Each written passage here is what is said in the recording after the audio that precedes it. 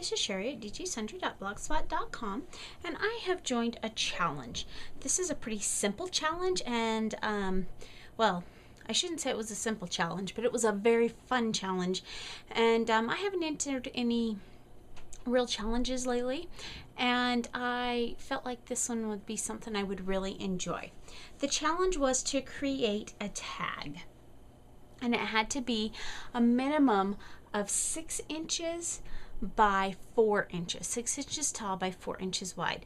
So I just decided to hand cut my tag. So I found a piece of chipboard, and I cut a 6-inch. Actually, I think I cut about a 6.5 inch by 4 inch piece, and I'll show you what I did. But the reason I chose chipboard is because there were a lot of requirements on this challenge.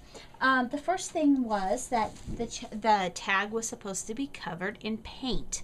So I used this ceramic coat paint, which you saw recently on a video where I did some spools, and actually I used a lot of the same materials that I used in those spools, just because to me the colors and the whole style says fall, and we could choose any theme that we wanted to, but we needed to choose we had to follow a few guidelines. So I decided to go with kind of a fall theme and go from there. So I base coated my entire tag front and back with this ceramic coat in light ivory.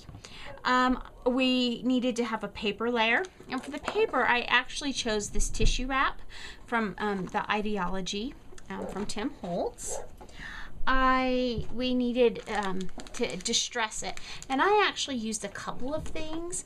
I used this distress tool from Tim Holtz, and I did quite a bit of distressing with that, but I also used distress ink, and I used the Vintage Photo, which you'll see, and I used the Dusty Concord distress marker.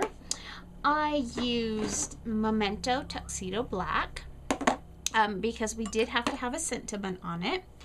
And then we needed to include embellishments. Now, I used up some of the packages of embellishments that I used. I used up the end of the package, but I did use one of the flowers from this Recollections pack, and I used a couple of the leaves from this Recollections pack.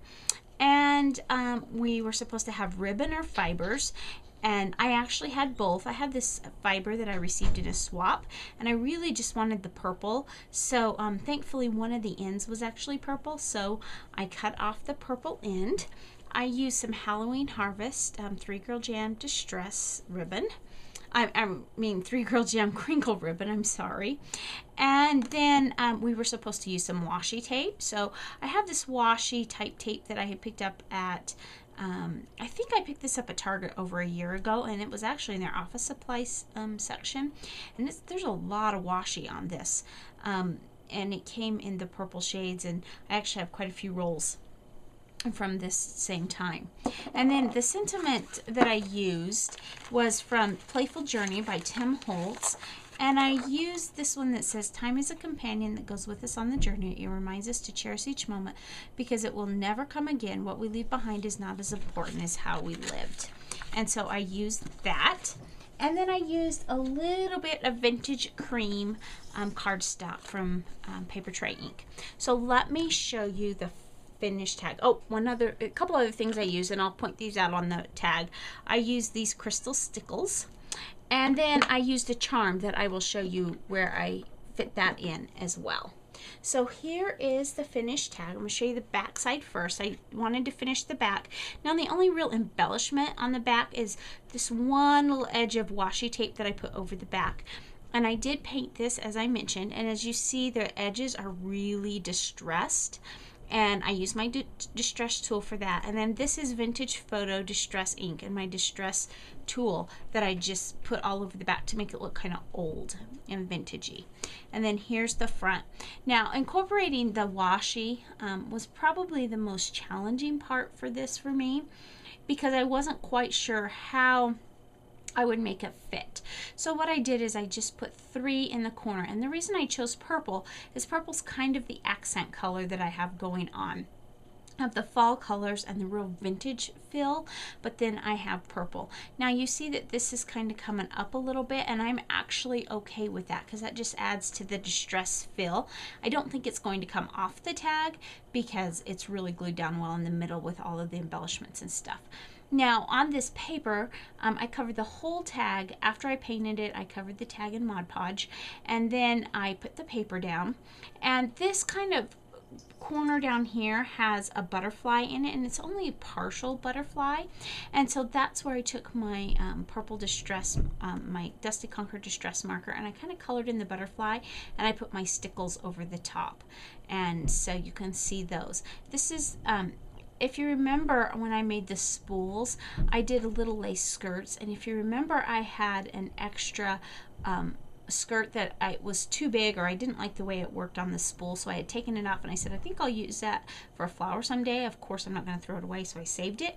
So I did use it as a flower, and I hot glued that on a couple of the leaves, and then I hot glued a center of one of those Recollections flower. The Recollections leaves are on the side, and then here I took the Halloween Harvest 3-girl jam ribbon and tied a bow around the charm that says Made with Love, and I just kind of tucked that under the flower and used the glue dot to get that down.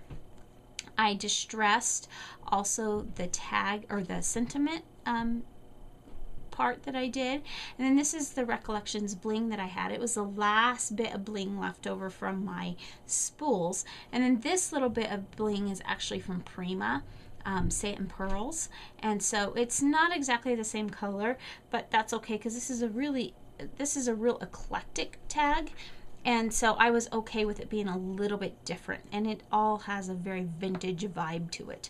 And then again, more of the Halloween Harvest 3-girl jam ribbon with tied together with some of that little bit of fiber. So there we have my tag. You can head on over to Crafty Creations if you would like to enter the challenge, although this is a pretty short-lived challenge, and it's actually ending at 6 p.m. on Thursday, which is the 24th. So you don't have much time, and I believe that's Eastern Standard Time, so you don't have a whole lot of time to enter, but if you would like to see the creations that are there, be sure and link up. So thanks so much for stopping by today, and remember, take some time to enjoy the little things. Have a great day.